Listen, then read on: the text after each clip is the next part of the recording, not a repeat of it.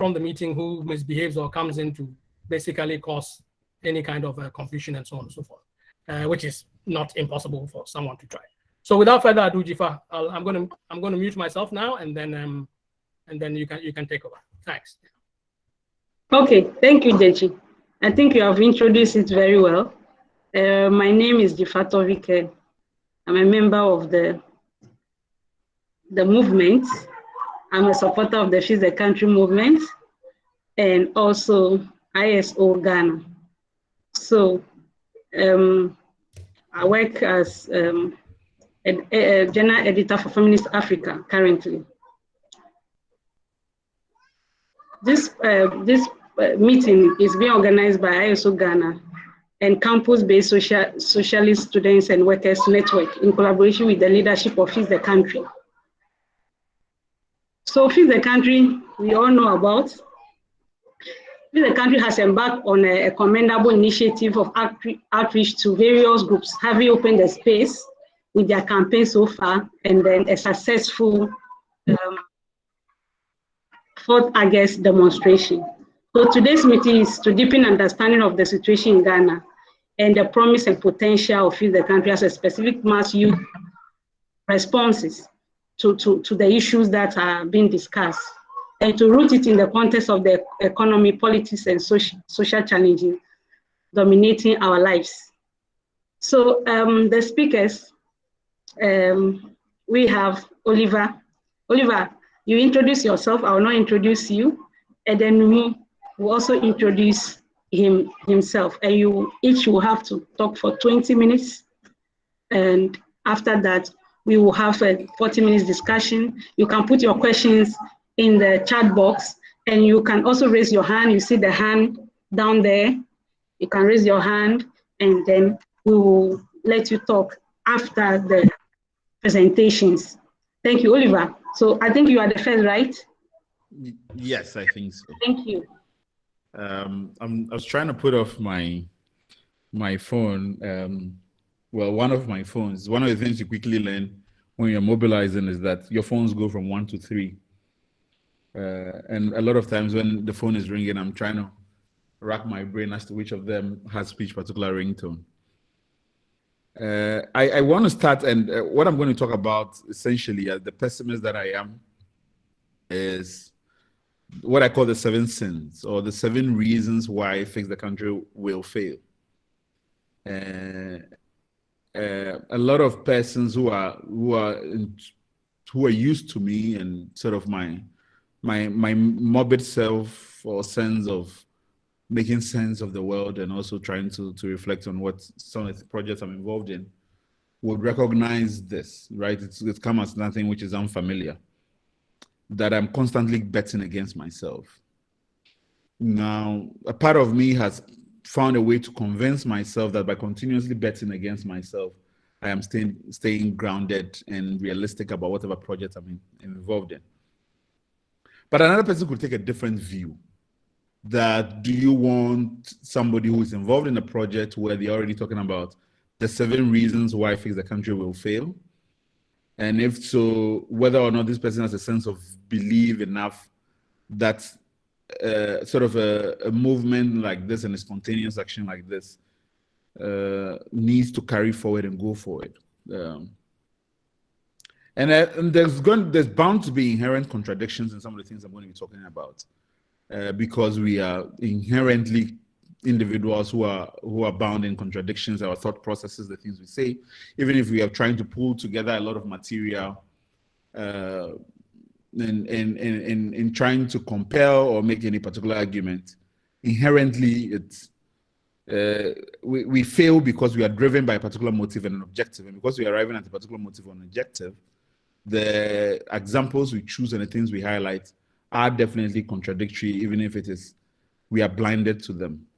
So I'm going to be talking about the 7 reasons why Fix the Country will fail. But before I do, I have been tortured at least from yesterday, by a song I've had on repeat over and over again, which is Guitar Boy by Sir Victor Uwefo. And earlier today, I'm going to try to use a few minutes to talk about a post I just put together before I came on. because it's something that I was moved to write about before I come to the 7 reasons. And I do this in subtle celebration, obviously, of the individuals whose name I do not put forward but bring towards the end, which is Lieutenant Arthur, Lieutenant Yeboah, and Second Lieutenant Osepuku. These were the individuals who were involved in the abortive coup to overthrow the NLC. And so, yeah, so this is what I've kind of been reflecting on about youth and what it means and what people having the courage of their convictions at whatever stage in their lives. So these were persons who were in their 20s that I've always wondered to what extent and what does it take for a person to believe themselves to deliver a blow to the state, which is essentially what the coup d'etat is. So I wrote this talking about Victor Uefo, who passed yesterday and who recorded Guitar Boy. I would have loved the privilege to be able to play it for all the audiences to listen, but it's something you can easily find either on my Facebook wall or on YouTube, really. So I say, yesterday an 80-year-old man passed away. Very few people know him, and his death did not generate a buzz in Ghana. In fact, not a single person on my timeline, and here I'm referring to my Facebook timeline, mentioned it. It's not the first time an old man has died. So what's the dead worth to the living? The old man who died was Sir Victor Uefo. See, in the 60s, Sir Uefo was quite a big shot. He made a name for himself with the release of 2 tracks that went platinum quickly. They were Joromi and Guitar Boy. Now, many people called Sir Victor Uefo Sir. No one knew if he was in fact knighted. Everyone assumed he was. He was that kind of character. Of course he was knighted. Why else would I call him Sir Uefo? Sir Uefo got the students of Nsukka University together and they knighted and conferred on him Sir. So everyone called him Sir, and you must too. Anyway, why am I telling you about the flamboyant high life musician of an era long forgotten? Well, the reason why you don't know about Sir Uefo is also the reason why many of you don't know that after Nkrumah was overthrown, a year later, there was a coup attempt against the coup makers that overthrew Nkrumah. And this was in 1967. The coup makers were led by 3 young men in their 20s, Lieutenant Samuel Atta, Lieutenant Moses Yeboah, and Second Lieutenant Osepuku. Many said that their coup was an attempt to reinstall Nkrumah. Others said that Arthur had sought to be the first junior rank officer to have staged a successful military coup in Africa. We will never know the truth of what their motives were. Arthur and Yeboah were shot at firing squad so quickly that their motives were never fully established. Second Lieutenant Poku, who chased General Ankara, it is believed, was not sentenced to death because he did not kill his targets. Now, I must say here that Arthur was accused of having killed a person who was guarding the armory, and I think Yeboah for Kotoka, having killed Kotoka. So the story told is that Lieutenant Arthur had convinced 119 soldiers in the whole regiment that they were going on an anti-smuggling mission in Accra. So many of them were in the dark till they got to Afienya, where they were briefed that their true mission was to overthrow the NLC. The coup was in fact nearly successful. The coup was successful. Then it wasn't. They took over GBC and they managed to breach Castle. General Ankara fled through a tunnel in the castle, it's believed, and Kotoka was tortured and his body later found in a ditch near Accra International Airport. The story was that after Arthur went on air to give the address that the NLC had been overthrown, he drove to his girlfriend's house to see whether she had recognized his voice over the radio. Whether this is fact or fiction matters little for what happened next. The story is told that by the time he got to Burma camp, several military officers had gathered in the officers' mess discussing what was happening. One of them told him that they had assembled to hear his instructions. He wanted to go into the mess armed, but he was politely reminded that one could not go into the mess armed. So instead of replying that mess rules were suspended for the time being, he gave up his submachine gun and entered the mess. He was promptly put under arrest and put in a guard room. And the other officers in Accra disarmed his men and arrested them. So, and I say the coup failed because Arthur observed the mess rules. Now, what has that got to do with Victor Uwefo? Well, when the coup makers seized GBC, they chose the popular hit song "Guitar Boy" by Victor Uwefo to play. It was on repeat. So the coup became known as Operation Guitar Boy. Afraid that the song would lead to a cult following by the many Ghanaians who approved of the coup and wanted to see Nkrumah restored, the military rulers banned Operation Guitar Boy from the radio. But this was 1967, 4 years after the cassette player had been invented. And like our COVID rules, the rich in the society who could afford cassette players, including many in the military echelons, kept playing the song at their private parties and in their living rooms. It was, after all, a hit song. Now, may Sir UFO rest in peace. This is, after all, an eulogy for him who died yesterday. He will always have he will always be a part of Ghanaian folklore. As fate will have it, his first wife was a Ghanaian lawyer. She had trained at the law school Nkrumah had established to enable the children of poor people who couldn't travel to England to also study law. UFO divorced her, he said, because he felt her life as a lawyer meant she didn't have enough time for him. And so to this, I attached the song and I said, enjoy Guitar Boy being performed by Sir UFO many years after its release, and the death by firing squad by young men who wanted to restore our democracy. Now, this has definitely nothing to do with what I'm coming to talk about. But like I said, I've been tortured by the memory of this the whole day that I felt only fair to share.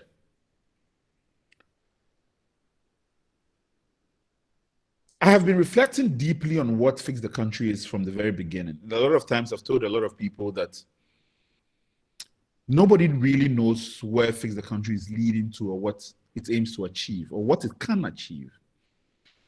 And called so many times for people to have cool heads about what was developing in front of our eyes and whether it was going to lead to the transformation that so many of us had hoped that it would become.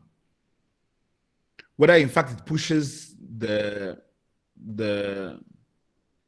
needle about a reset of social relations in this country, and whether or not that reset is what we need is in fact a question that so many people are still dealing with. Whether the central message of Fix the Country itself is the way in which you move society towards delivering on its promises, or whether maybe a different project, right? One of focusing on the individuals and it's perhaps the way to go. But I've reflected on what I consider to be 7 reasons why I think Fix the Country will fail. And I want to share these with you. And perhaps you may have thoughts which complement these or go beyond them, or might be dismissive of some of the things I consider that as to why, even though I'm mobilizing with Fix the Country, I think it would eventually fail. The first one is obviously time. I think time is not a friend of any revolutionary project. And I say revolutionary projects loosely, particularly in a context where, or in the political context where it carries a particular meaning for so many people. But it's in fact an attempt to reset society along certain norms. And so it's revolutionary in its ambition. And time, because to be able to do that in a country which has survived for so many decades, and in fact, pre-Ghana, we still live in social communities that extend into many decades before the white man and even after the white man came.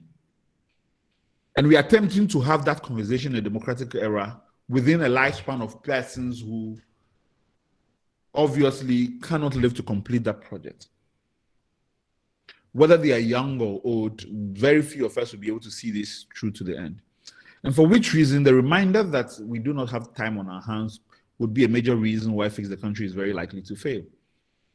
I remember I had a conversation some time ago with a lot of the people mobilizing, and we had talked about the Constitution project and what it means to go into a new Constitution project. And I had said that my hope is that it comes before the 2024 elections, because elections have a way of diverting attention and also breaking apart alliances that one has built over a particular period. And I remember the despair on the faces of so many of these young people who had never signed up for a revolution and who were in fact in the same position as I was, hoping that, you know, these would produce quick results that really give them, you know, quick short-term answers.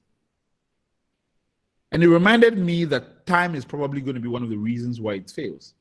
But time, it's also a double-edged sword, in that time is probably the reason why it's going to succeed.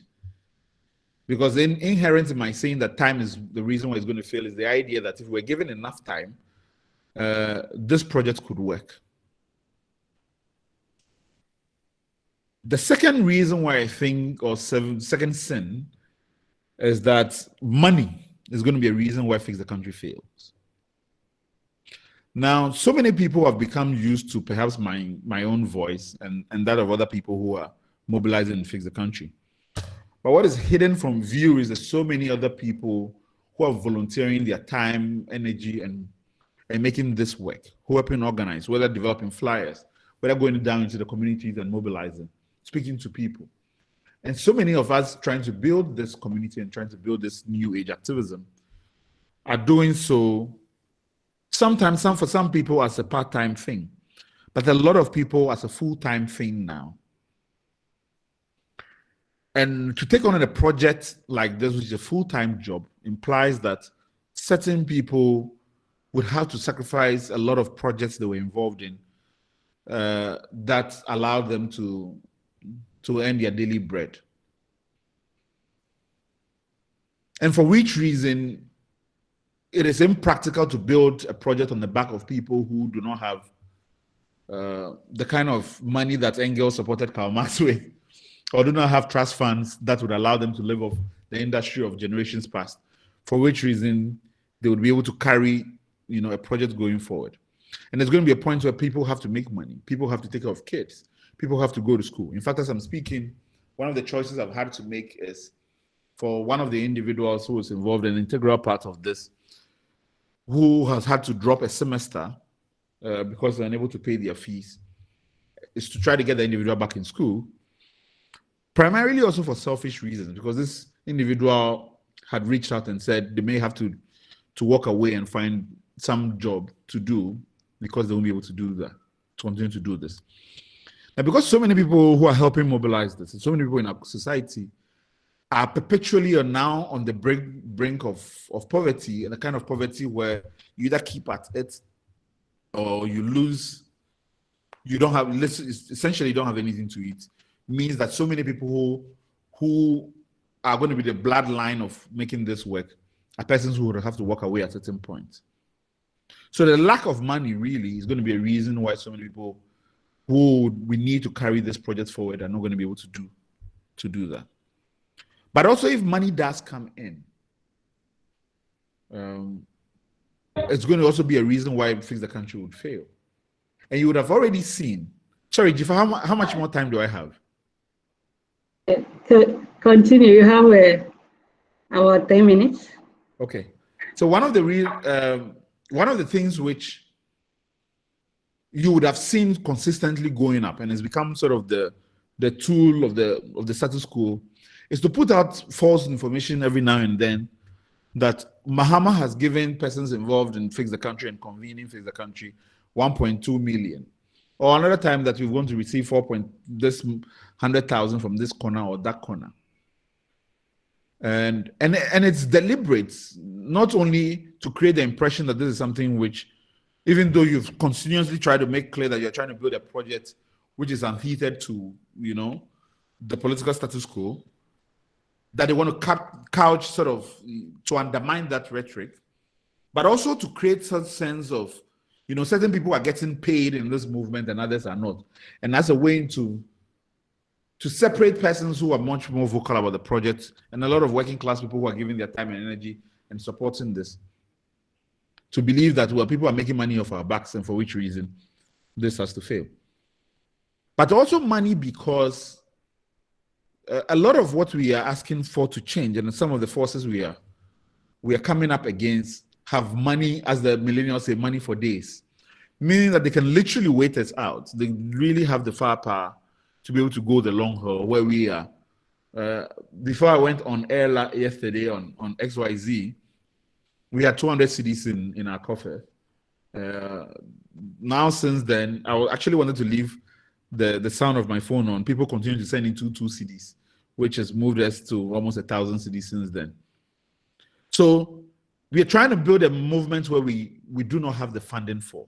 And the forces that are incentivized to fight against us will have entrenched themselves into the system and have an easy access or closer proximity to the public person. So, or even if not the public person, meaning that they're not in government, that they have projects, they have previously been able to amass enough to stay the long haul.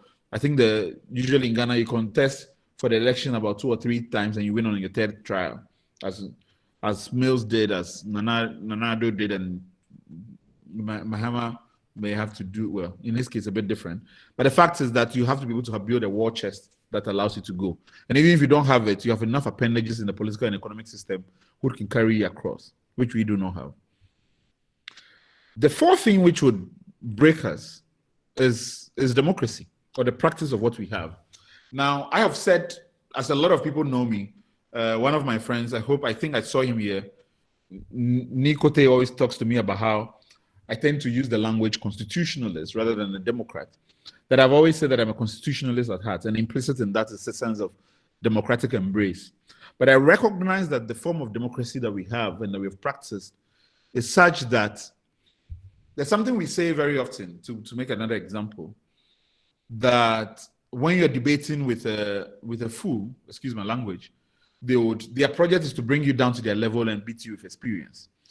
So we've built a project since 1992 where the main stakeholders in our democracy are persons who understand it and have used it and entrenched themselves for so long that in entering the process where we are appealing to democratic hearts, where we are trying to have a democratic conversation within a terrain where people have mastered, and we are trying to, in fact, borrow their crowd and also sometimes their tools, we are bound to fail in the long term.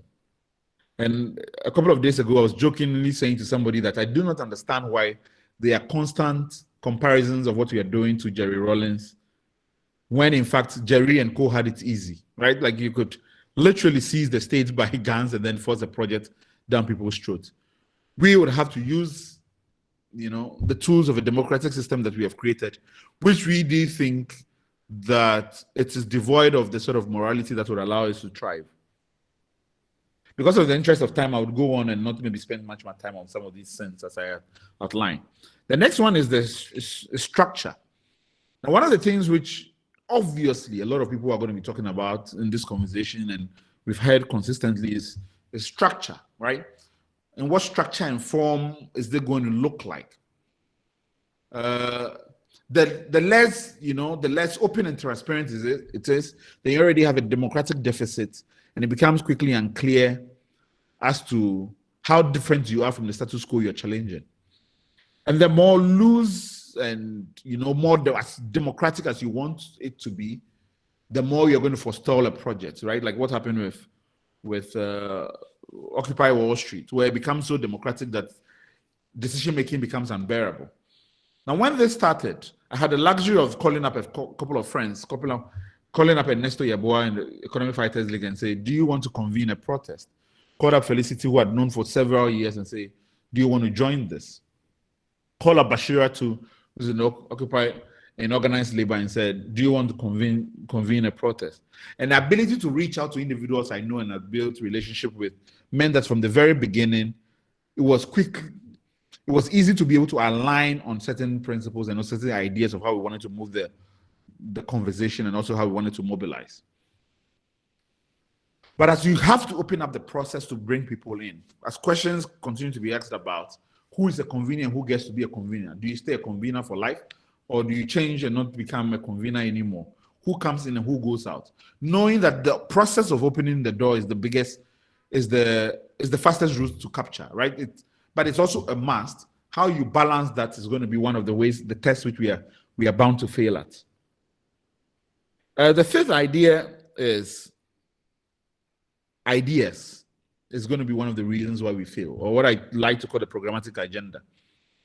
Now, there's no doubt in anybody who's been hearing us talk and the things we're saying for the number of people that this is a project on the left, right? We are not, and when I say project on the left, I do not want to use, labels which tend to be lazy shortcuts, but we are definitely talking about social welfare. We're talking about the welfare net. We're talking about persons who've been left behind by a state which is so engulfed in neoliberal politics that even though so many of our citizens are excluded from the justice the state promises, we are unable to turn back and look at them and see ways in which we bring them along.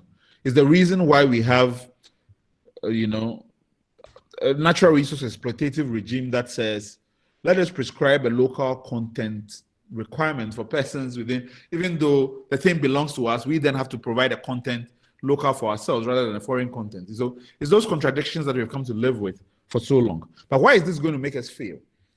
A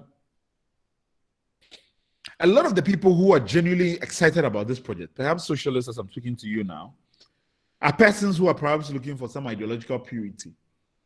And the more you don't see that, the more you're going to be frustrated with this. And the more we're going to see the opinion pieces come out as to why this is a failed project.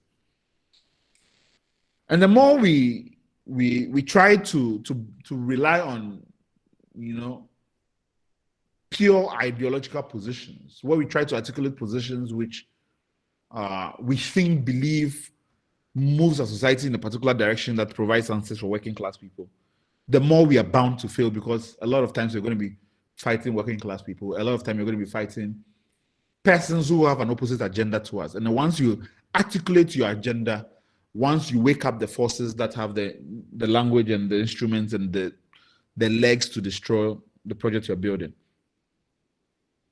The sixth idea is the working class people. And in my notes, I put down this violent desires have violent ends.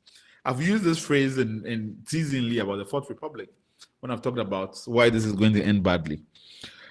But a lot of the people who we are doing this with, a lot of the people who are mobilizing under the umbrella Fix the Country, I do not necessarily think for so many of us, our politics and our principles and ideologies are aligned.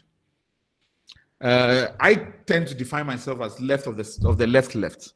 By this, I mean that it makes absolutely no sense to me that we are living in a state that represses LGBTQ individuals.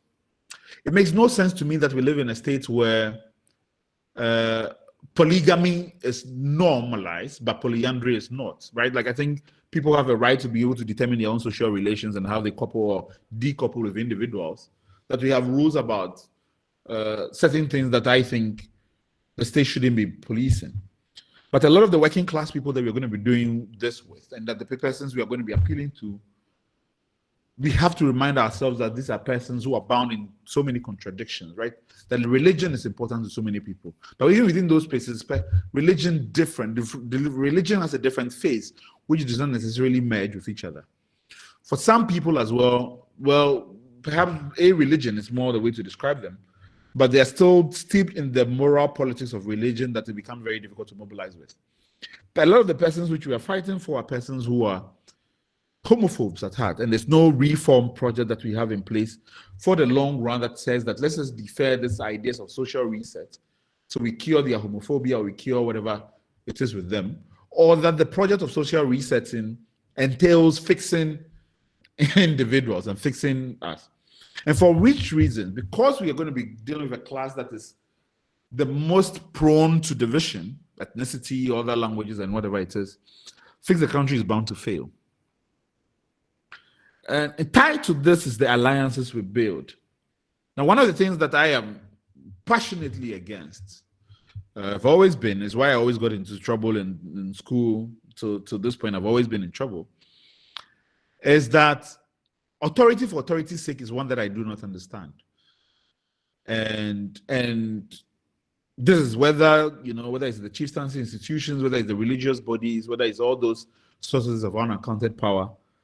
that because we are reaching out to working class people and we want them on board, there are certain alliances, and this is the last point, the alliances that we have to build, that those alliances are going to be the death of Fix the Country. But you need those alliances. Or maybe we convince ourselves that we do not. I'll give you an example. A lot of people do not know that we had a meeting with the government chair. It's not information that we've made public.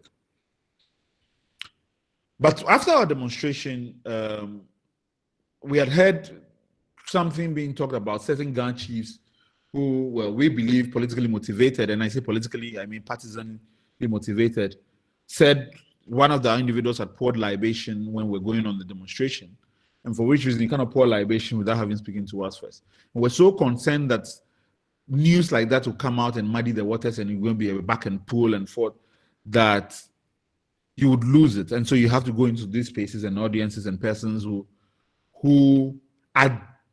hold the most danger to this project. Because if it is about replacing the democratically elected institutions and persons who we have elected, who we are even having difficulty holding to account, then how much more these persons who believe that their power do not derive from any particular mandate and who have no structures of accountability in place, and that you're going to be speaking to those audiences and engaging audiences where you are bound to fail, right? So the building of alliances to be able to move the project forward is inherent in the failure of this project. So I'll kind of pause here as to my 7 sins that I've identified. Hopefully you identify more. But I leave the project of thinking how you counter this to those of you here who have ideas and believe in the genuineness of your ideas, even as I mock them. But yeah, I'll pause here and allow other persons to come in. Thank you. Thank you so much, Oliver. And I think many of us here also have been following, and on my own, I've also observed some of the contradictions, even looking at the placards from the demonstration. So I even said, this is a huge project to be studied. Just look at the cards, and then you have a PhD topic, Feed the Country. What is it about? So the questions, you can put your questions in the chat, and then now, or wait when Musa Nimo is done, then you raise your hand. So Musa, I put this flyer in one of my platforms, and a person said, "Yeah, socialists organize something. I will never attend." On one of my platforms, that what do they have to say? They are always creating chaos. Musa, are you creating chaos? What do you have to say? Is Musa here? Yes. Yes, I'm here. Okay. Well, if socialists are creating chaos, maybe it's because the system requires some chaos. Hello, can everyone hear me? Yes. So go ahead, please, Musa. You have 20 minutes. Yeah. All right. Thank you very much. Well, I must confess that I was a bit taken aback by the first presentation. Actually, that is not what I was expecting, but well, all the same, it adds to the conversation, and then it provides new avenues and new perspectives.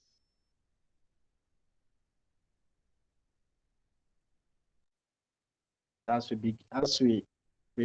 try to forge ahead on this all-important project of trying to transform our reality to something which is quantitatively and qualitatively better than what we had inherited from our forebears. So I wouldn't like to delve much into the first presentation by Oliver. I'll go right into my own presentation. Then when it comes to discussion, maybe we'll have a thing or two to say about what he has had to say to all of us. Thank you all very much. Youth discontent, social justice, activism, and real democratic transformation. I believe that is the topic at hand today. In recent times, I have taken to initiating and recording conversations about national socio-economic and political happenings in public spaces that I find myself. Church road, taxi, food joints, barbering shops, etc. And one thing stands out quite clear, that anger, despair, and discontent has taken up a concrete form through the lives of people. And this, rightly or wrongly, has fueled a certain narrative, namely that our society is at a threshold of remaking itself, that the over 3 decades of cosmetic democracy is on the verge of unraveling. This narrative is only as true as it is incomplete, because the truth of the matter is that whatever social, economic, and political awakening we are witnessing today is nothing new in its essence, although it may have taken different forms from the many similar moments of tension in our history. In our very recent history, we can make references to, say, the pre-1979 mood in the country, or say pre-1981, and indeed to a certain limited extent, even pre-2008 and pre-2006 elections. In all these lost moments of historical opportunities, the agitation of the masses was cleverly usurped by some quote and unquote other elements of the ruling class and redirected at renewing and again giving legitimacy to the ruling class, thus defeating the stated mission of delivering the masses from the stranglehold of the ruling class. And by the ruling class, I mean those who are primarily the beneficiaries of the system as it stands. While our society is guaranteed to change, the direction of this change is far from being guaranteed.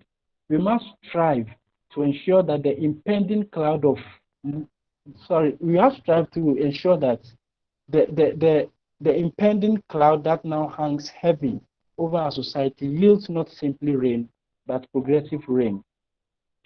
To this end, it is quite very crucial for us to begin to examine the Ghanaian society and the state that now controls the Ghanaian society. It is important to note that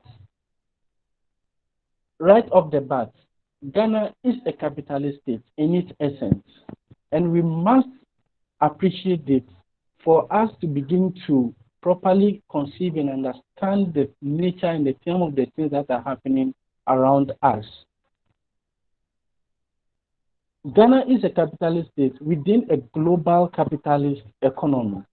And this simply implies that the extent and rate of capital accumulation is seriously mediated in no small measure at all by foreign capital interests. This has severely limited the space and the reach of local capitalists, which in turn has made direct control of the state all the more crucial for competing elements of the local elite. Hence, we see this almost insensate corruption across all spheres of our public life and all too familiar lack of opportunities for the youth. So, for any attempt to try to come to terms, to try to grasp and begin to prefer a solution to the Ghanaian problem or the Ghanaian contradiction without accepting or examining the true concrete realities of the Ghanaian society is bound to lead to further contradictions and problems. Now, critical to understanding this is an interrogation of the state and state formation. Now, the state, whichever way it is defined, has a single historical mission: to mediate and manage conflict between different political, economic interest groups competing against each other, in whichever form you look at it. Unfortunately, however, the very conditions that necessitated the emergence and existence of the states, this is the division in political and economic interest, is also the very reason that the state is not and cannot be neutral. The state is an instrument of repression in favor of one social class against the other. At any rate, it is the class that owns and controls the state in pursuance of its own class interest, that reaps the benefit of the state, while all other persons begin to complain about the state of affairs. Now, in order for the state to achieve this purpose, the state must suppress the working class and the teeming unemployed youth through whichever means necessary, through socialization, legalization, and when all this fail, through the use of sheer brute force, which is diligently served by the police and the army. Now, take for instance the so-called fight against illegal mining and how the state used brute force to hound out everyone else except those with connections deep within the corridors of power, or how the likes of Martin Amido and Domelo were frustrated out of office. Not to talk of the sheer violence that has been visited on unarmed civilians during the recent electioneering season. Now, given this state of affairs, given the nature and character of the Ghanaian state and how it fits within the global economy and the global scheme of things, how do we proceed if we are to, realize our dreams of achieving or attaining real democratic transformation, as the topic for discussion suggests? I noticed the FTC has formally launched a petition to gather signatures to have the 1992 Constitution changed. Now, there is no doubt about it. The 1992 Constitution is not simply moribund. In fact, it was dead on arrival. The question then is, how has such a rot survived all this while? How has it been able to last for nearly 3 decades and still moving on?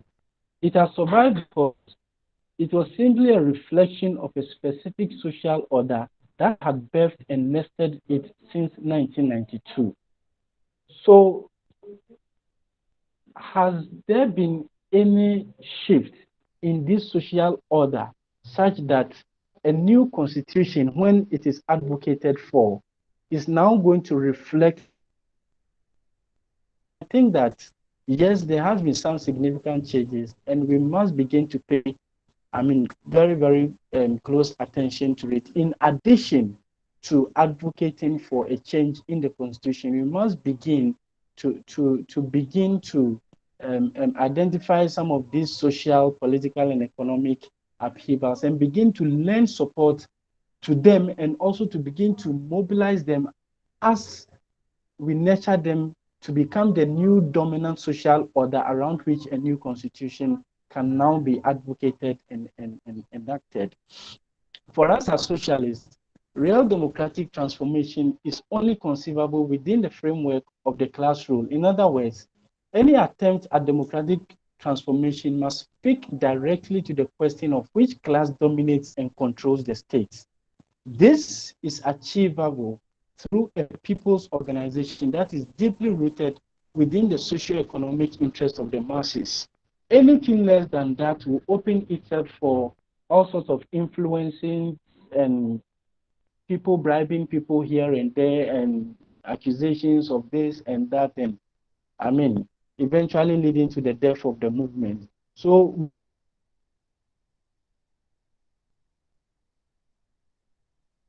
to empower our grassroots in ways that integrate, we must never miss an opportunity to assault and dismantle the levers of the old whenever the opportunity avails itself. Take, for example, the question of LGBT rights.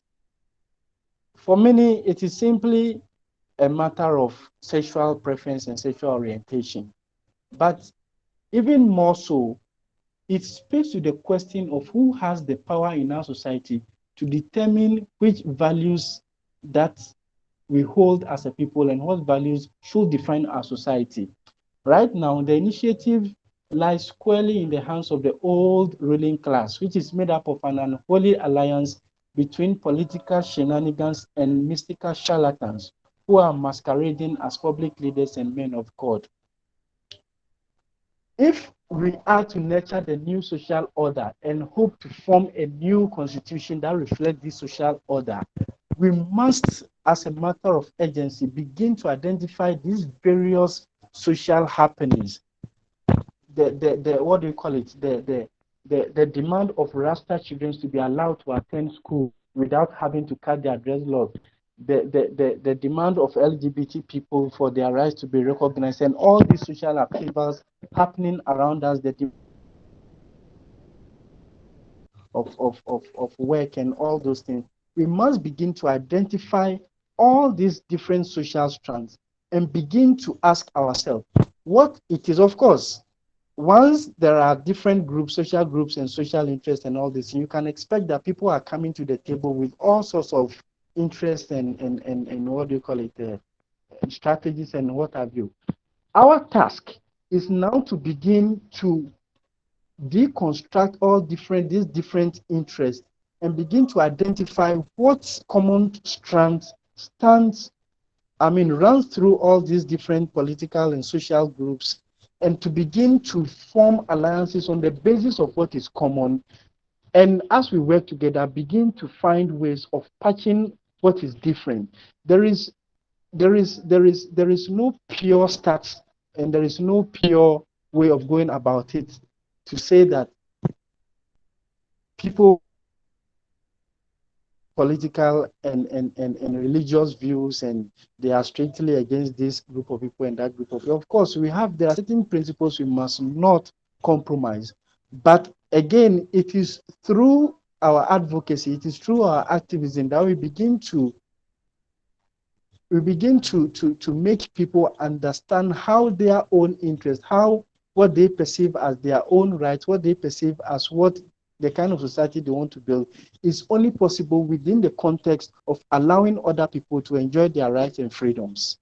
So the situation, I'm sorry to divert from, what has been presented. The situation is not one of a hopeless situation where whichever way we look at it, it's bound to lead to failure. No, there is always the risk of failure, and that much there's no two ways about it. But the fact is that there is no social movement, there is no social phenomenon, there is no attempt at reconstructing society, there is no attempt at building a society that does not come with the risk of failure. We have to be dynamic enough, we have to be creative enough to identify what these loopholes are and begin to find ways to patch these loopholes and to, in all this, to make sure that we have not lost sight of our long-term aim of delivering what we call social transformation to ourselves and to the generations yet unborn. I would like to pause here and then to have the discussion continue so that others can bring in different perspectives, and then we begin to interrogate the issues from that perspective. Thank you all very much. Thank you. Thank you so much, Musa. And then, of course, we'll open up the debate. And please, you can put your questions in the chat, or you still up your hand. So I'll go with Adote. I can see your hand up. And then after Adote, Amanda will come and then come with her question or reflection. Okay, I hope you can hear me clearly here. Yes. Good. Now, I have quite a number of interventions to make, but then the first one will have to deal with one of the first questions that Oliver raised, saying that nobody knows where the country is heading. And to me, I think it's not exactly true, and I would like to explain. Now, we know exactly where the country is heading. And I would like to quote Marx in 1848, if you don't mind. Now, Marx said that in the history of all hitherto existing human society is a history of class struggle. So it means that if we know clearly what class struggle is all about, then we can clearly define the way that, the end results of the country. Now, going back, it says that the history of all hitherto existing human society is a history of class struggle. Here, it refers to the slave master and the slave, the patrician and the plebeian, the guildmaster and the journeyman. Now, sometimes this struggle between this struggle within society It is hidden. Sometimes it is open fight. An open fight is an example of what feels the country is involved now. Sometimes it's a hidden fight. We can go through negotiations or any other form. Now, however, this struggle between, that exists in society, exists between the oppressor and the oppressed. They stand in constant opposition to each other. Now, in this same struggle, there's no guarantee that it's going to end in one way or the other. But there are three things that can happen. Now, it can either lead to a revolutionary reconstitution of the society that we live in. So when there's a struggle in society that we live in, that struggle can lead to a revolutionary reconstitution of the society, or it can lead to a common ruin of the contending classes. What it means is that those two classes that are involved in the class struggle, either one of them is ruined, the other, or both of them.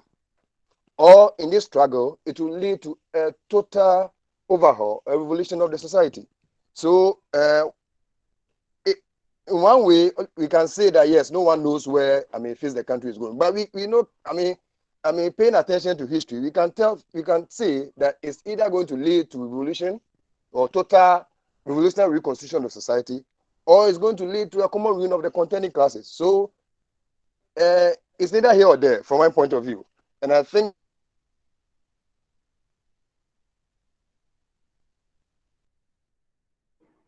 Adote, are you there? that it will not be entirely correct for one to say that we don't know where. Am I breaking?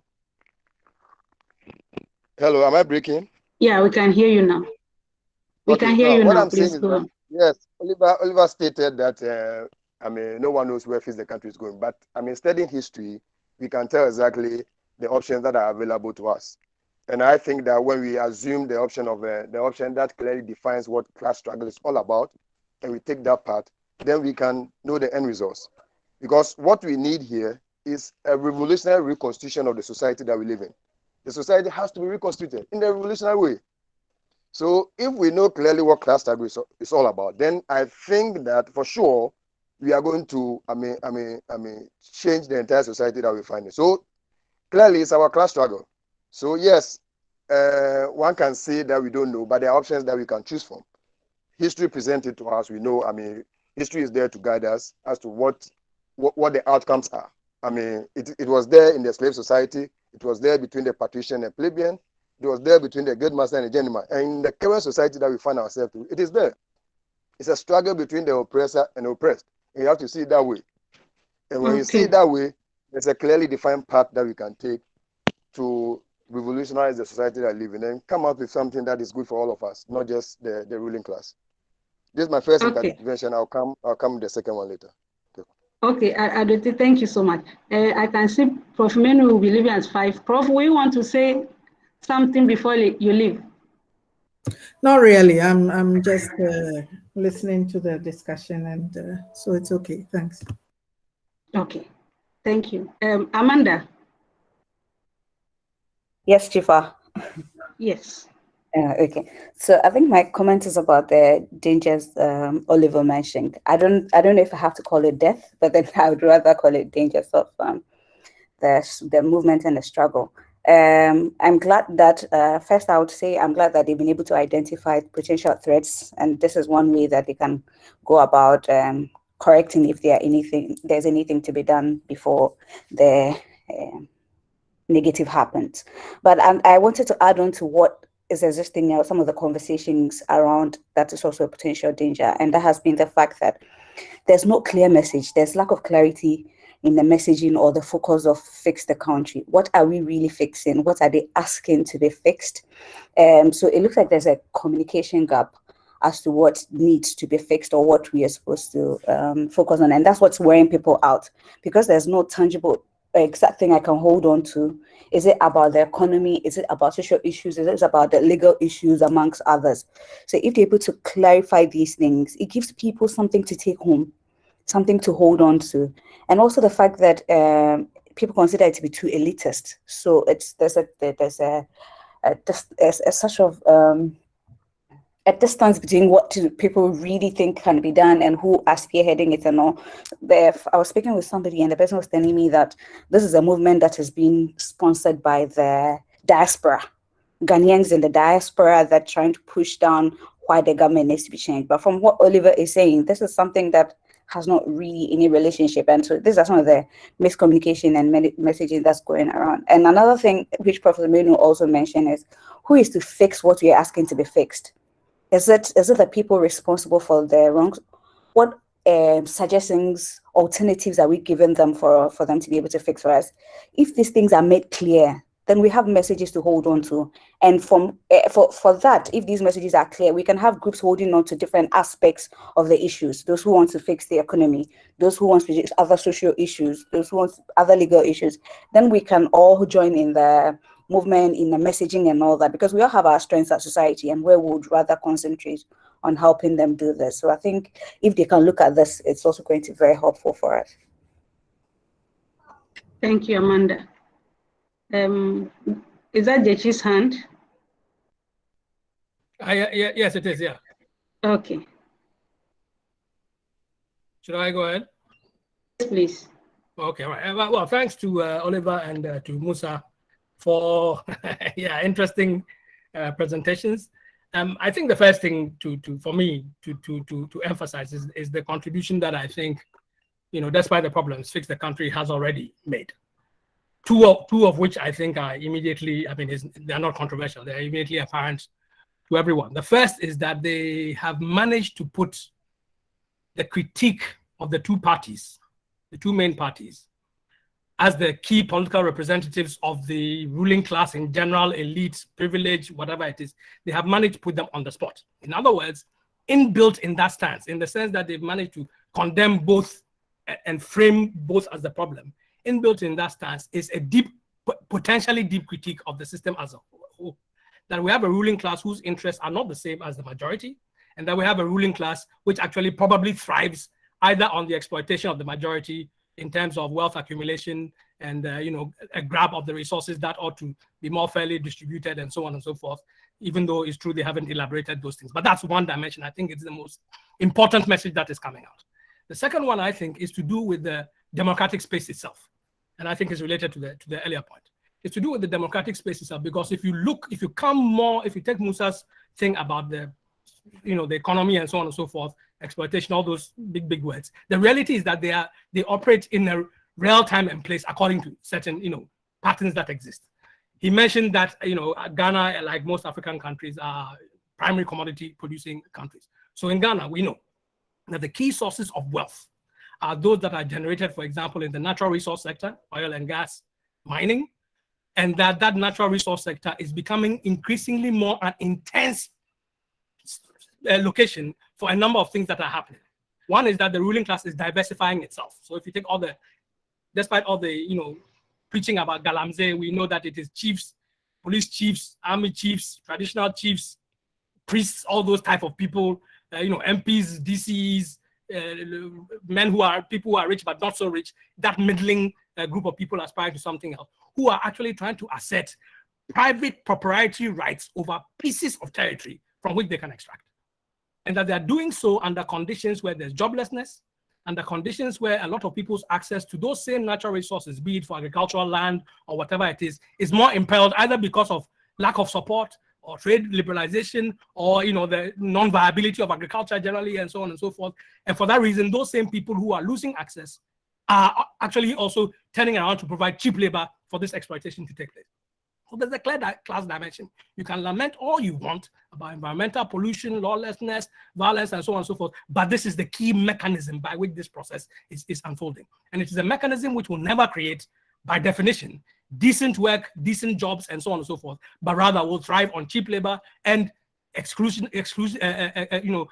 property rights in terms of natural resources, land, and so on and so forth, and at the same time seek to mobilize loyalties by imposing identities on us from which they are supposed to be unchangeable, or deep or beyond our reasoning. So either religious, cultural, ethnic, all those kinds. It is in those contexts that we have to understand that it is not simply about exploitation, but it's also about the fact that our side, the majority of people, are deeply divided.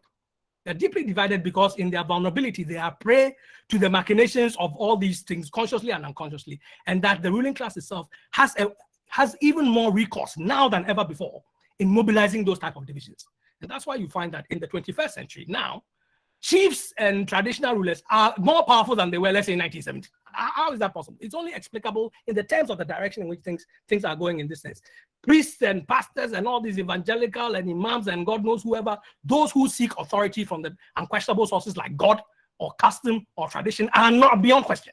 And politicians are gradually moving into that same sense. They'll come up and say, you know, the battle is the Lord's, or God chooses leaders and so on and so forth, leaving aside whether, you know, the best God can do is these two people or whatever it is. Now, in that case, you know, we can leave it aside. My point is this, that there are clear class elements, which is not simply about theory. It is a reality that is unfolding. And that the class elements are dangerous in two respects. That as long as we sit by for the exploitation to intensify, that is one problem. And as long as the people who are being exploited are not combined in unity, that is another problem. So it is those two dimensions which are, you know, capitalism is a competitive system, which means that different capitalists compete to gain profit. But all capitalists are joined together and exploiting everybody else. That's the two sides of the system that we live in, whether in Ghana or anywhere else. And in the Ghana, the peculiarity is the way in which tradition, custom, land relations, cheap labor are all merging into each other. From that point of view, if we say that the alternative and so on, so I don't believe that the constitution is about to collapse or that we're in a revolutionary situation or whatever. I don't think we're anywhere near those things. We can keep our path of degenerating for a long time to come. But what is important is that the divisions that are being sown prevent us and paralyze us from fighting back increasingly in ways that harmonize, you know, different interests. And that's why you need a critique of the system in the way that Musa was attempting. I'll give you one example, and I'll you know, use that to end. If you take, say, today the public sector workers who are struggling for, you know, refusing this pay cap that has been imposed on them, the 4% this year, 7% next year. One of the reasons why they are refusing this pay cap is that, number one, it's actually a pay cut. If inflation is 9-10%, and that's even only according to official statistics, in reality it's likely to be higher, at least in terms of the consumption basket of food and fuel and rent and so on for ordinary people. Transport is likely to be higher. So it's a pay cut. That's the first thing to understand. The pay cut is taking place at a time when clearly there are some people, like, and symbolically you can refer to only this Article 71 people, that there's a class of people who are actually gaining more and more and more and more. So that is one dimension. If you simply take the ruling class narrative or the government narrative and say, actually, there's not much you can do because we don't have enough tax resources, or we are in an unsustainable position where, you know, 35% of the public budget goes to, you know, paying emoluments or salaries and wages is not sustainable. How about the people in the rural areas? If you accept that narrative, you're lost. The reason simply is this. Backing public sector pay worker or lecturers or whoever it is does a number of things. The first thing it does is that it draws attention to the fact that instead of private interest pocketing all the wealth in the country, we must invest more in public services. And the only way you can guarantee decent public services is to ensure that those who work in it, those who use those services and so on and so forth, and the quality of the infrastructural and service delivery capabilities themselves are enhanced. So the demands that people have for higher pay, higher lecturer pay, higher doctors pay, higher public service can actually begin to be the entry point for challenging the set of priorities in terms of economic management that the government is imposing on us. And that if you do that, you cannot stop at that point. You have to go beyond that. You can't say pay people more if they will spend all the money on imports, for example. Then the money is simply going to go out of the country again. So you can layer onto that other demands about the kind of economy that we need, or that in the period of COVID, why can there not be a local distribution system which ensures that the 45 or 50% of food that rots on farm gates in Ghana, there is a, you know, COVID-friendly transportation and warehousing system that delivers food to community markets. There's new health community, all kinds of things are possible to do.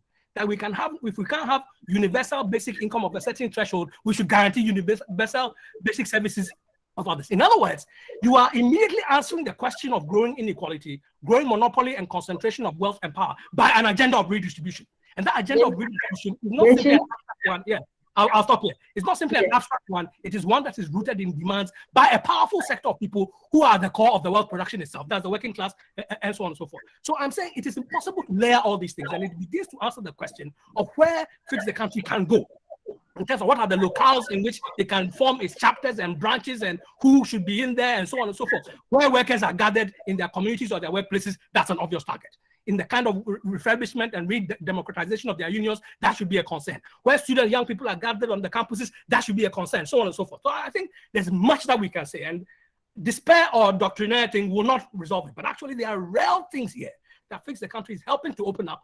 But it requires to go beyond simply a collection of grievances into melding into a political agenda. That political agenda can only have relevance and objectivity by engaging the system as it is. And the system as it is has those features. We can't run away from that. If we start on that, we have a powerful, rich basis to actually address a whole range of values and a whole diversity of interests that can be melded together in a unifying agenda for transformation that empowers people where they are, builds their organizations, and actually enables us to bridge gaps and have the unities that we require to actually go forward. That will resolve many of the resource issues and so on that Oliver brought up. Hopefully, we can get time to go into some of them as well. Sorry, Jifa. Yes. Thank you so much. Faiza. Is Faiza there? Yes, thanks, Jifa. Thank you very much, and thank you to Oliver and to Musa for their presentations. I just want to raise a few points, and I want to come back to the topic: youth discontent, social justice activism, and real democratic transformation. So what is the situation of the youth in Ghana today? There's a great deal of unemployment, hopelessness among young people. This is linked with the fact that many young people simply do not see the possibility of making a decent livelihood in Ghana. So this question of young people dying on the Mediterranean is not because they want to go and see some nice street lights in Europe. It's simply because the society doesn't work for them, right? And you can see that it's not just all the youth that are facing that kind of a problem. Some, have jobs guaranteed even before they finish university. If you read the accounts of how deals are made from Ejapa to some of these shoddy things, really young people, by the time they finish their master's degree, they have been fixed somewhere. So this question of class is really important in terms of how the discontent is felt. The youth is not an undifferentiated category, but because we live in a society where profit matters, the majority of ordinary people, the majority of youth in Ghana cannot imagine a future that can be worthwhile for them. Now, this is linked to the experiences of, say, young women in universities, right, who are regularly abused by academics. Most of these young women happen to be those that academics are sure when they abuse them, nothing will happen because of their social status. So the point I want to raise, therefore, is young people are incredibly important in transforming society because young people, working class young people, already are in the labor force or have not been absorbed due to the way in which our capitalist system works. One in which lack of investment in the real economy generates this massive discontent where people cannot find jobs to do. So youth are very important. But for me, though, I want to come to the point of workers. You see, there's something about a society like ours, which is capitalist in every respect, in which the need to sustain life, but also the need to make profit is central. It is really the logic of a society like that. So those who produce that value are really important in any agenda for social transformation. So my question really, or my point is that I do not see the possibility of social justice, which is not rooted, one, in the aspirations, but also in the capacity of these ordinary people who actually generate the value that keeps a society like ours going. And it is here that I want to come to the point of constitutionalism. So I do know that many people have used the law as a way to push back against the excesses of capitalism, the excesses of a structure which is built on the toil of ordinary people. But the reality is the law in itself cannot provide the basis for social transformation. So often, or not often, workers are battling against something called minimum wage. Workers say they want a living wage, but the minimum wage is constitutional. The minimum wage is legal. So for many people, the Constitution really reflects a document that legalizes what they consider as intolerable. And so my point really is that for real democratic transformation to occur, it really has to be based on what exactly is the situation that the vast majority of our people find themselves in. And as Bazini and those who've spoken before me have pointed out, this is a situation in which the vast majority of the people are facing very intolerable living and working conditions. And a few people really are making the most of the toil of ordinary people. So for me, our position or our really role as activists and people who, by all intents and purposes, are middle-class people, is to ask the question, what can those that are at the heart of production, but and therefore are able to bring the system to a halt, what can they do in transforming society? So often the question, I think, is not so much about our optimism or our pessimism. It's about what is the role of others, those that really keep society going, those whose labor ensure that somebody becomes wealthy while they are unable to meet the basic necessities. If I'll make one final point and stop. The point I really want to make is around how we relate to struggles that might not immediately make sense to us. And I'm saying this as a middle class person. It is true that our ideas of hope and pessimism, comes from, our social experiences. So we believe that we've analyzed these things and we think some constellations of forces could derail what we think is possible. But what is the pulse of the people that we're trying to mobilize? Is it possible for a working class person to afford hopelessness? They can't, because it means they would just have to stop living and die. And so I'm saying that maybe there's a hope that is infectious, that doesn't come from us, but that comes from something beyond us. And that means listening carefully to organized people in unions. And I want to end by asking a question, which is, how does Fix Ghana relate to working class formations like the unions? What does it see as their role in its mobilization? Thank you very much, Ifa. Okay, thank you, Faiza. So we will take the two in the chat, and then Oliver and Musa will come in, then we go back to the hands. So Manuel, is Manuel here?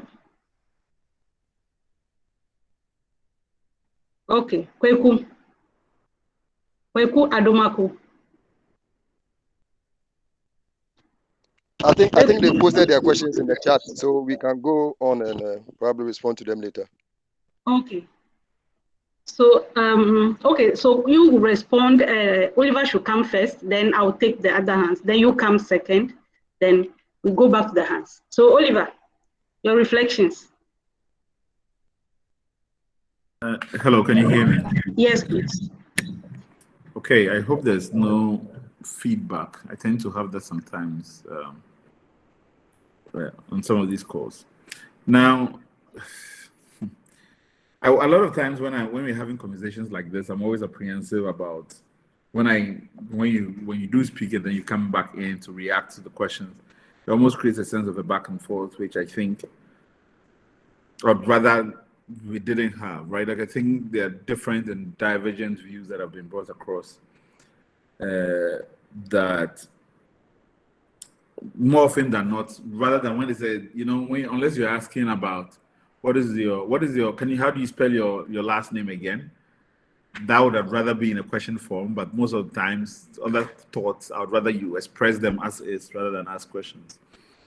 But particularly, and I'll explain why, particularly as it relates to Fix the Country. One of the things we've been saying from the very beginning is I in particular started always calling myself an accidental convener, and in a way as to undermine any claim to any legitimacy in this conversation, or as being a person who provides the ideas and other people have to follow suit.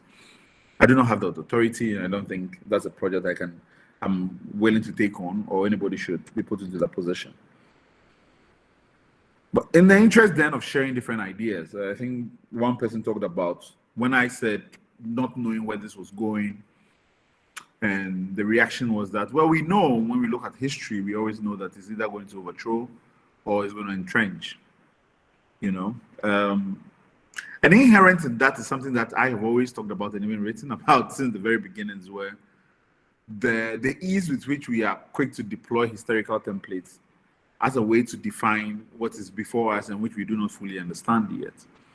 And that risk is because humans intuitively are very limited in imagination. Our imagination is always tethered to what we have seen before. And so no matter how we go out of the window, we start calling it science fiction, right? Like or anything that says that, no, this doesn't look like anything we've seen in the past before. But will also be presumptuous to say that, well, we're creating something so nouveau that no point in any human history has anything looked like what we're doing. What I'm saying is that before we get into those conversations around whether we are entrenching or whether we're overthrowing, that so many of the people who are doing this can just up and leave, and then tomorrow you're not hearing anybody say fix the country anymore. And I'm back in the UK or wherever it is, or some project where I'm thinking of, you know, issues about how do I feed the next man, or whether should I have a baby with my partner or we shouldn't, you know, and for which reason? Well, if certain people were associated with fix the country and they have walked away, in the same way that, you know, for some people, Occupy Ghana disbanded in some shape or form, then the project is lost. So that's kind of one of the things I'm always talking about, that we do not know what is going with, and I've been saying this for the past 4 months. I honestly do not know what tomorrow looks like for this. But also, I'm saying this in a way in which to temper enthusiasm about this, right? Like we get a bit too enthusiastic, and I think Dechi makes that point where he said, look, perhaps you're not seeing it, nothing revolutionary is happening yet, right? Like that's at least how I understood it. That some questions are being asked. I say that we are asking novel questions of our democracy, which is still in search of answers. That it's a questioning period, right? And so this whole conversation, perhaps this dovetails into Amanda's questions about mixed messaging and what's the clear message and what are you saying? From the very beginning, where less than a month or a week of mobilizing, people are asking, so what do you want fixed? Give us now or forever hold your peace kind of approach to this conversation.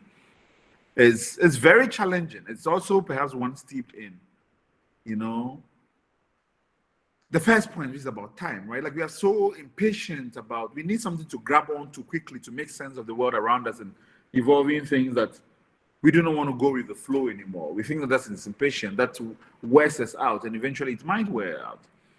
But also some people go with a different opinion, and I've always said that from the very beginning, that perhaps one of the biggest tools of this thing is not going the path of all the demonstrations we've seen in the past, where you join Yvonne Nelson and then you say fix Dumso.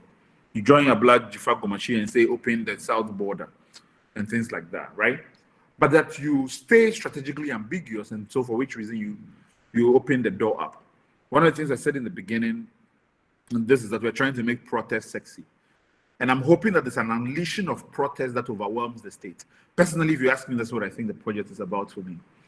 And that it is that way that gives us real alternatives to sort of institutions that have historicized and become crystallized in our daily lives.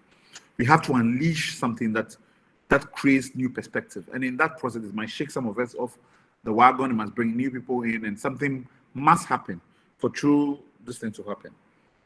But also in that question, and sometimes when I hear this and where people are looking for, the short-termism which is inherent is give us one brand to lag on, something to hold on to, so that we can quickly say that this is what this is about. And so give us a minimum wage across board, or give us unemployment benefits. This is what we are fighting for. It's a sort of deferral of a person's own agency to another person to articulate for them. And I think that this moment has opened the door for so many people to speak. And I understand the dangers inherent in that, because competing interests are definitely a challenge to manage. But I think competing interests is beautiful.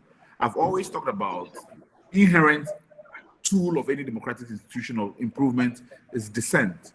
So I think that this has opened up a process, and groups like yourself and persons like yourself ought to define for themselves what think the country means to them and articulate it, and let's have a battle of ideas and consistently and throughout, and so that people will recruit alliances as people are doing already. Trust me that, you know, persons who are entrenched in this economy and political system are finding themselves and finding alliances of how we break this thing apart. Then persons who do want a revolution, who have been talking about it for so long, and who say that it beckons, must use this opportunity to also mobilize on their own and come together and fix something and frame it and say this is what it means and and fight the fight. It has to be that way. But if we Oliver, rely on others to articulate the project for us, wrap up. to show us the way forward, then we're definitely going to lose what this project is about in so many ways. Finally, I see some of the, in terms of the comments I've seen in the questions I've seen on the page. One of the things that have been talked about is inherent is this question of Amanda talked about elitism or fix the country and that. You know, a couple of days ago, I was having a conversation with somebody, a lady in Dubai, who does a lot of social media posts that I was trying to recruit, because one of the things I've been very particular about is the feminine phase, right? Like the pseudo masochism and that's not the word I'm looking for. The male dominated phase of fix the country, and we have more men than we have women, even though we have been very intentional in reaching out to female spaces. It's a challenge. And I was having a conversation with her as to how we need voices like hers. She says to me, well, I mean, when I see all you guys are doing and mobilizing, all I see is a lot of ghetto people and ghetto language and ghetto foxes coming on board, and we don't know what place we have. So Face the Country is always going to look like the elephant that we've brought in blind people to define. People will touch it at different ends and it will mean something different to them. So some people, it means ghetto youth mobilizing, right? Like that's what it means. Other people see it as, you know, these fairly articulate persons who are speaking English. Other people look at people who are campaigning for political parties in the past and whatever it is. We're never going to be able to have a pure process where everybody hooks on and we say that's okay. And even that is inherently creates disaffection. To end on this note, when we started, one of the things we decided to do is that we're going to be intentional even in the use of language. That people are not going to only speak Tree and English, but we have to recruit people who speak all kinds of languages. At our last press conference, and I see that Hadi has joined, I asked him, what language do you speak? And said, well, speak it, right? Like in Accra, it's not a language from the northern part of the country. Speak it. And there are people there who are already responding to it. But when we're doing this and we're asking people to speak the national anthem in their local language, they're not assassinating the translations in our country and other things. We started seeing critique about people saying that this was an anti-Akan project. It was ethnic, where, you know, evoking ethnic sentiments. Listen, the business of mobilizing is always going to be hard. But I think that this is a challenge for everybody on this call to define for themselves what this project means and articulate it for themselves. To wait for answers from others would be to lose a moment. Thank you. Thank you, Oliver. Musa, 3 minutes. Then we go to Hassan and Kwesi. Is Musa here? Okay. So if Musa is not here, then Hassan, can you come in?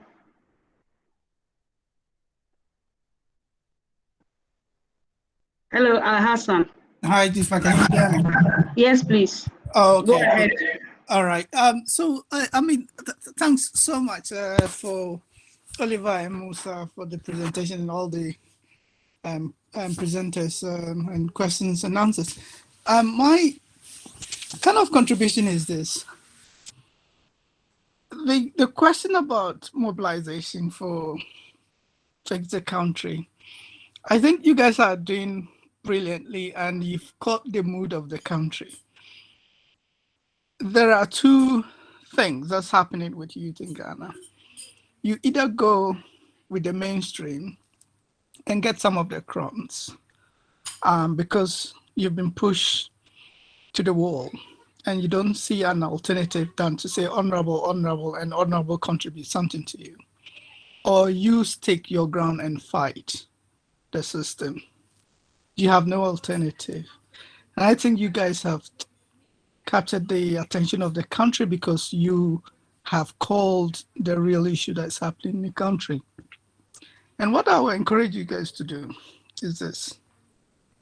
You can pick one or two sectors, maybe a month, and say, okay, we're going to focus on education this month. It could be primary education, secondary education, or university education.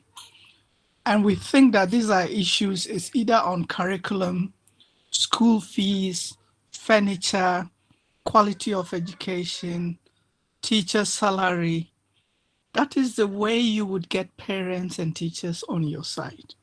And that's the way you could expand the movement without fundraising.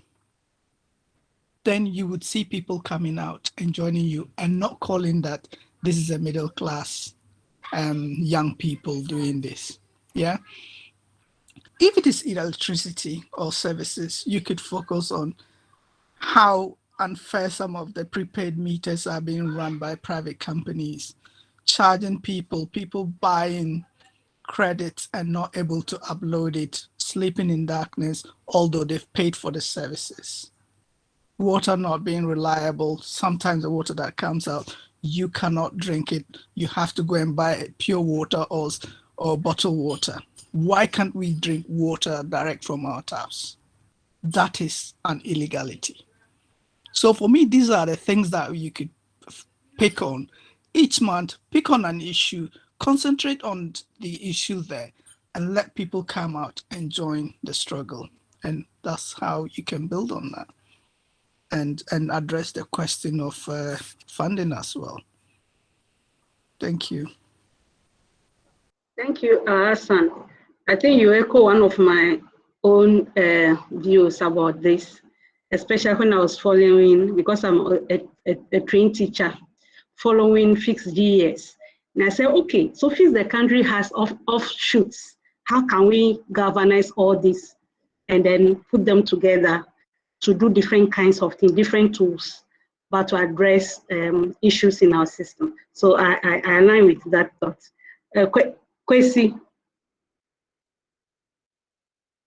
are you here? Yes, I'm here. Okay, please come in. Yes, thank you very much, Jifa. I'm also grateful for Musa and the presentation by Musa and the convener for Fix the Country. I think I'm just picking up from where you just left off, which is linking together various struggles. So even though it is always said in circles that it's a class struggle. Yes, it is a class struggle, but there are many layers, and each layer has its interests and what they want to achieve. So, for instance, you have also seen that currently there's an awakening. It's not novel, but it's a reawakening of people. So some of the people who were most reticent in our society were teachers, but and public servants and nurses and those groups of people, workers. But recently, if you have realized, most of the young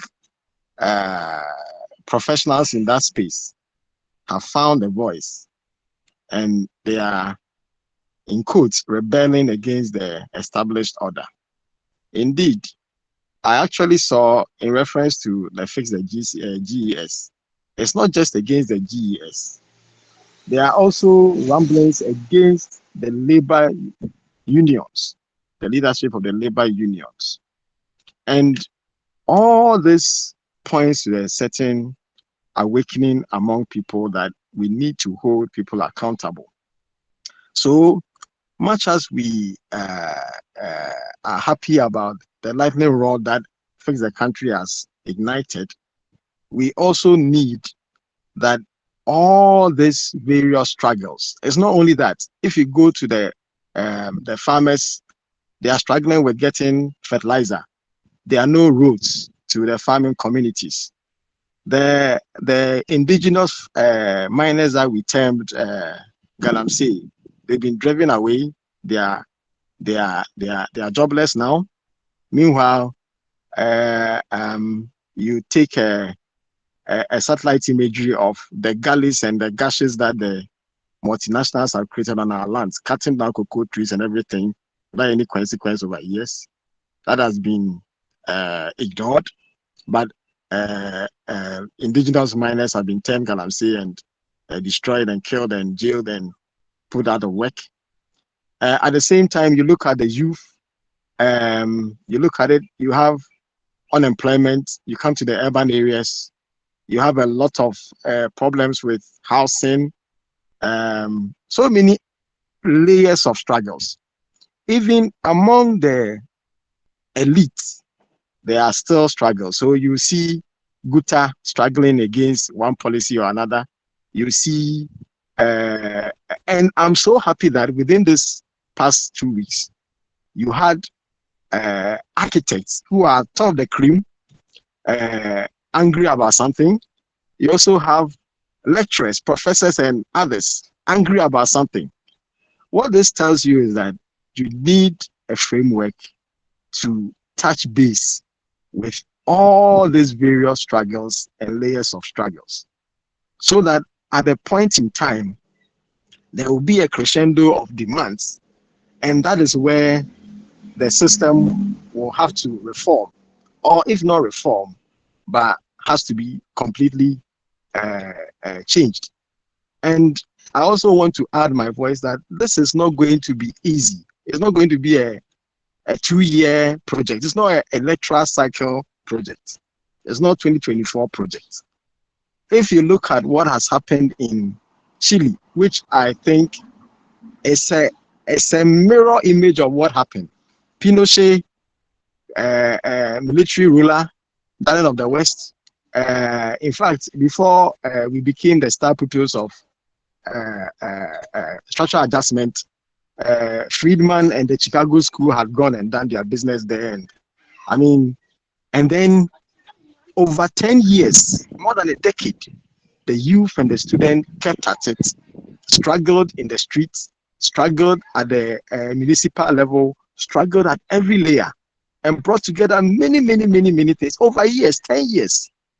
So if there's any thinking behind going forward, then we need to link up the struggle, and we need to grit our teeth for a long fight, because to take a change in neoliberal society with a semblance of what they call democracy, which is indeed a contest between ruling elites, is very difficult. So that is my little piece that I'll add to it. And I'm so happy that this group has brought Fix the Country on board, and I'm sure other groups will be connected together on this platform.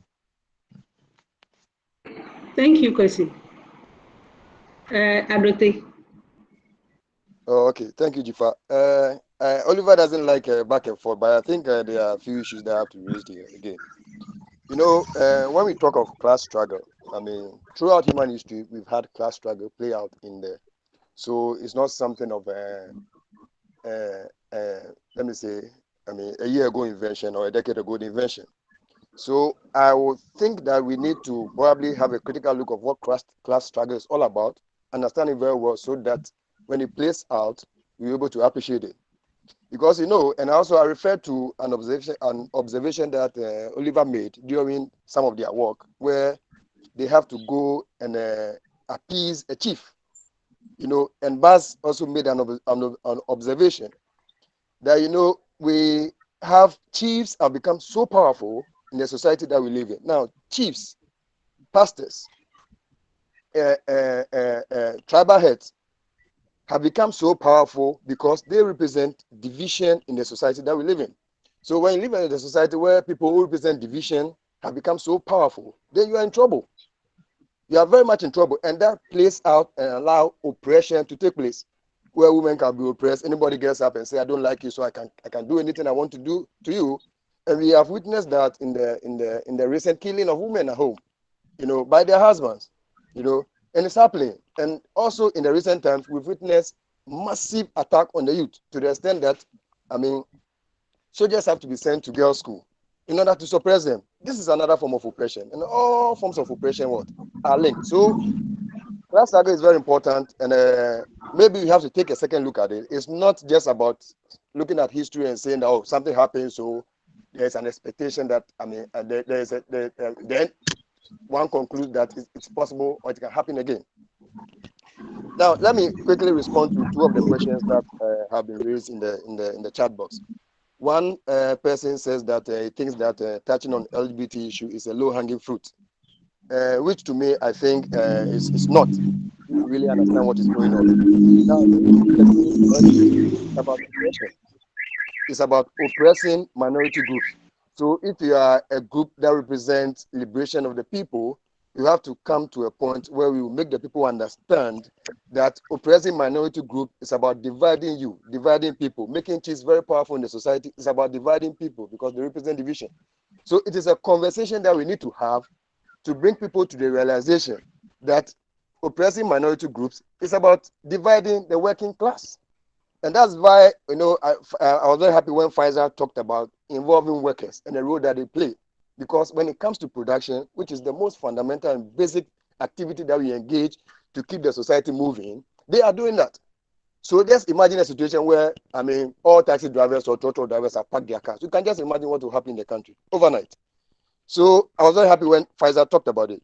And the last question that one of the Manuel Menu Safo raised was whether, when we talk about revolution, we are expecting a violent revolution or otherwise. Now, the issue of whether revolution is going to be violent or not is not a question that you ask the working class. It's a question that you ask the ruling class. Because if they want it to be violent, then it's going to be violent. If they want it to be gentle, where they pass on the means of production to the working class to take control, then that's fine. But that is not, a burden of food that can be passed on to the working class.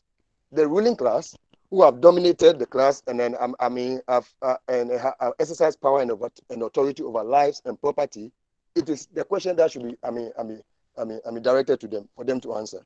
Thank you so much. Thank you, Adote. Amanda.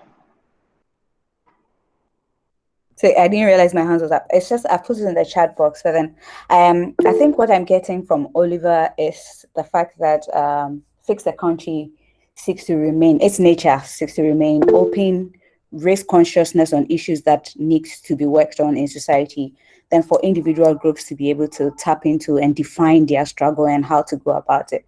For me, that's clearer now. So as I said here, if that's the case, it's clearer. But then I think if this can be communicated and people will understand that we are raising the issues, look at the issues that we've raised, look at the various associations that you have. Which of the issues are you picking from this and making government aware of it or making society aware? I think it would be great. So for example, people asking that meet the teachers. If you meet teachers, okay, this is what's happening in the economy. This is what concerns the teaching field. How can you name your struggle and work with it? If you meet lecturers, this is it. If you meet doctors and amongst other things. So I think if we're able to communicate this for us, it will be very helpful for us to be able to work around, because this is what we're asking for all this while. What is it that you want to fix and everything? So if they make it clear, and then it also make it relevant, then the issues about how, if it's going to die off is something that I think can be avoided, because then people will always be looking up to, okay, what issues are Fix the Country, the movement raising?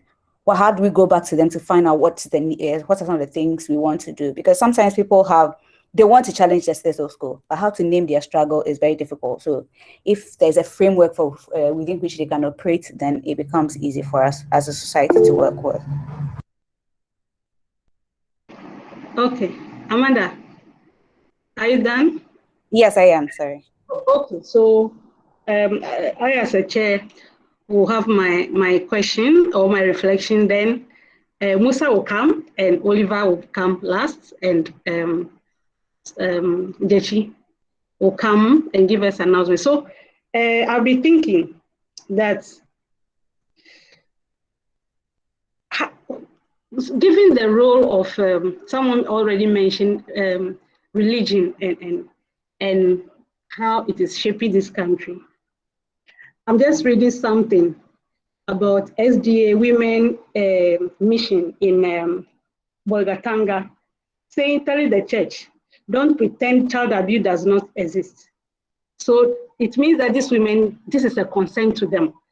How do we how do we bring in voices like this, even though their platforms themselves give us cause for worry, and for them to also articulate and also to find a space to come back to discuss some of these issues.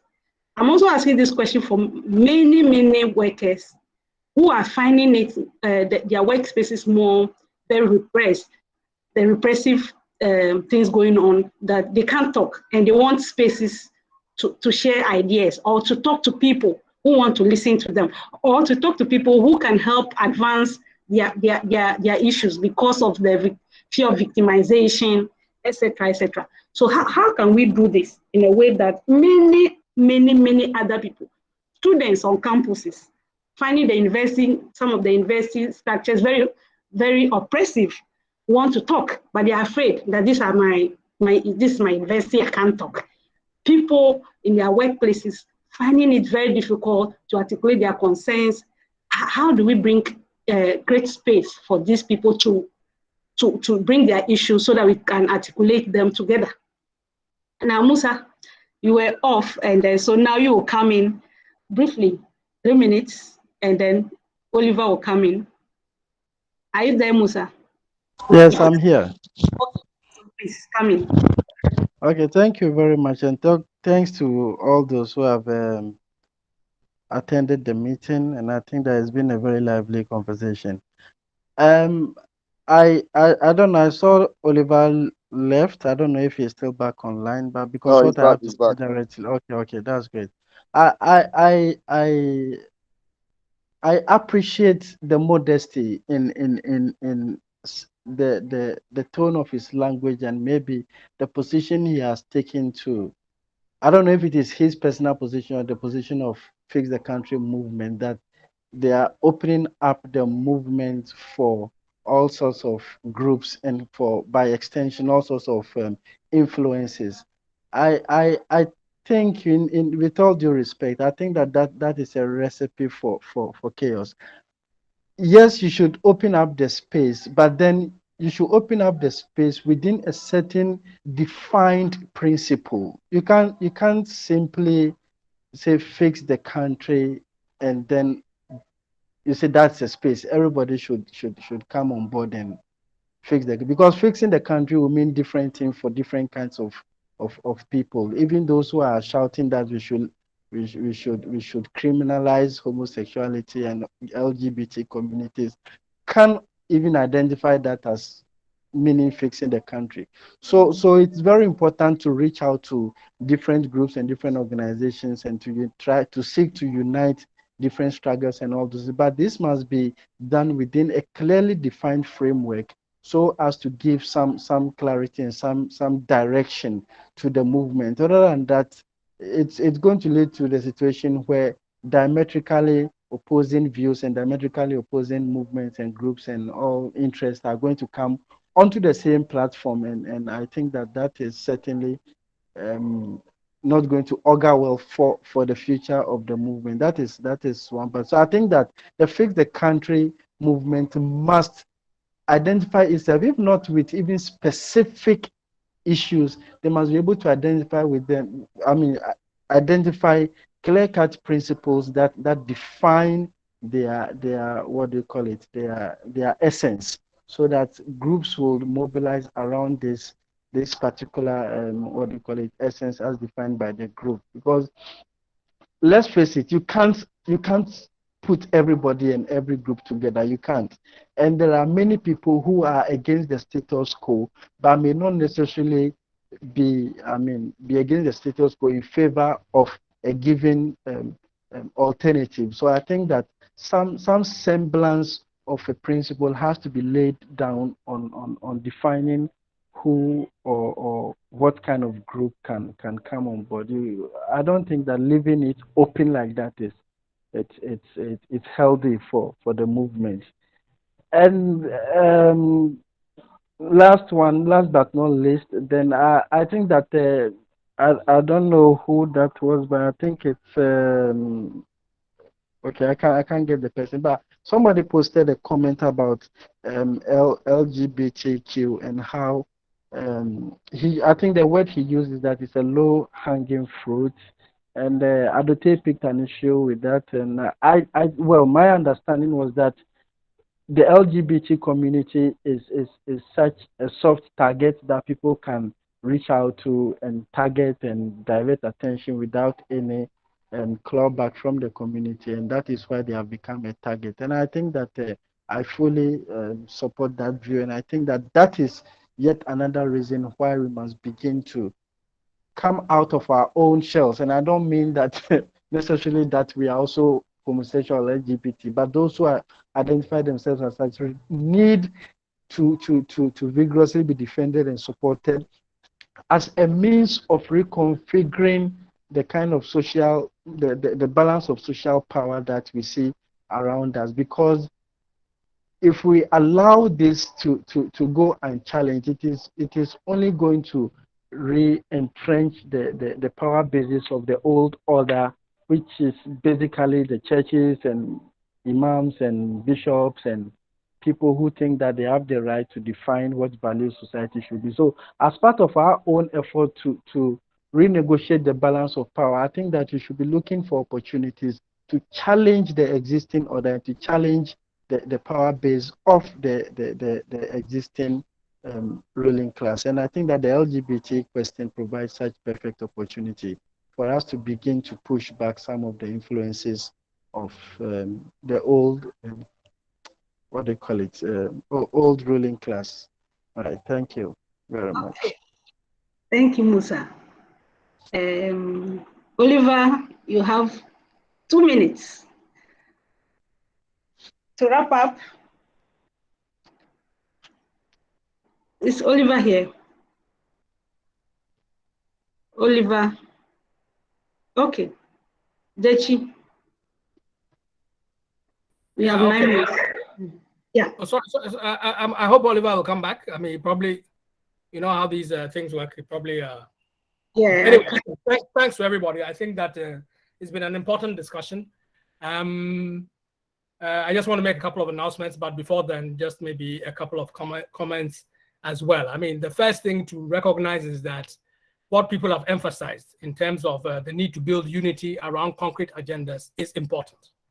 And that Fix the Country has opened an important space where this can gain a new qualitative character and a new qualitative reality in people's lives. I think that's a great achievement which all of us are very excited about, and that's why we're engaging in this discussion and so on.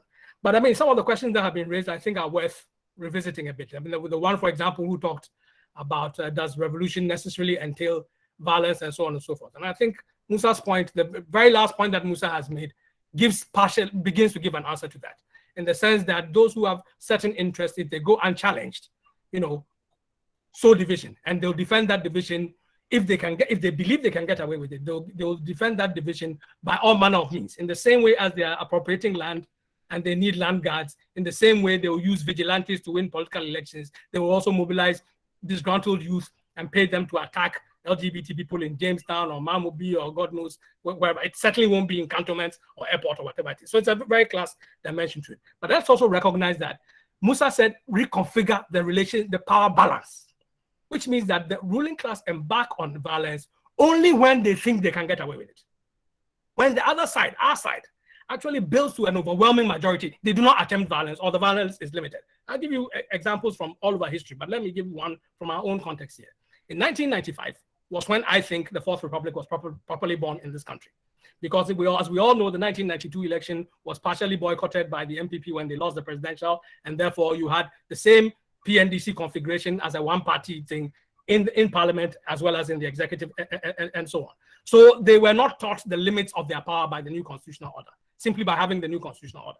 The MPP too, as a party that didn't really know grassroots politics, once it didn't win an election and it failed to participate, it didn't really have a life outside of that. It is the fact that MPP people began to embrace what workers in Ghana had started. Those who have a good memory will recognize that by April 1995, the moment the budget came out, workers were issuing statements against the VAT, increase in VAT and so on and so forth. And on May Day in Accra, Rawlings himself was so unconfident that he did not go to the May Day as usual. President is a guest of honor. He sent the Vice President Akkar there.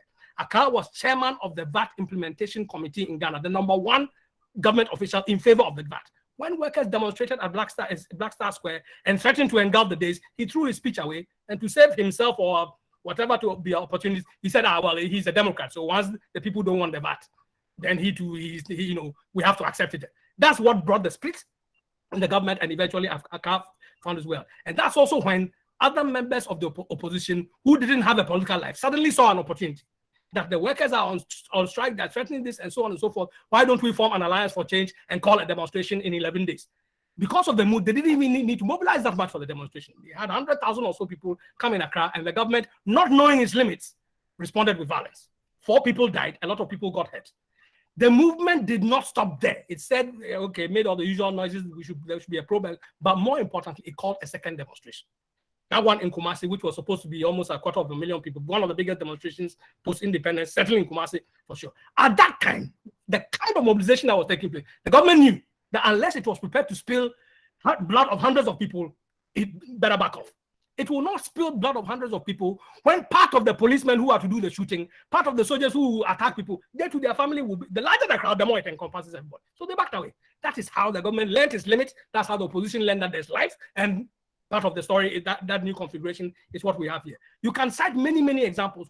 If our side is powerful enough, the numbers are big enough, clear-headed enough, uncompromising on its principles enough, violence is very limited. The violence is to tilt the balance and is only unsure. So let's actually take encouragement from the fact that the more democratic, the more participatory we are, the less likely that we are going to forestall, the more likely that we are going to forestall violence in terms of the divisions that the ruling classes in different sections are actively sowing, but also in terms of a response to a new movement. It's an important point to make, which brings me to my last point before the announcement, which is this.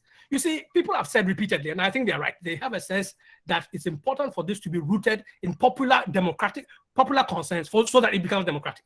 So Alassane made the suggestion, I think Amanda also endorsed it, that different sectors in their different organizations and so on and so forth should take what they get out of Fix the Country back to their constituencies and take what they have in their constituencies back to Fix the Country. I think all that is well and good, but there's something missing in it. The thing that is missing in it is this. The system that we live in, whether we like it or not, sets us in competition with one another. By definition, even in school, for you to feel that you are fulfilled as a good student, you have to top the class for somebody to fail. For you, if you go for job interviews, I have to get the job before you get it, and so on and so forth. The same capitalists who compete among themselves to monopolize increasing amounts of profit for themselves also instill that competition head down. So bringing my issue, your issue, does not automatically translate into unity.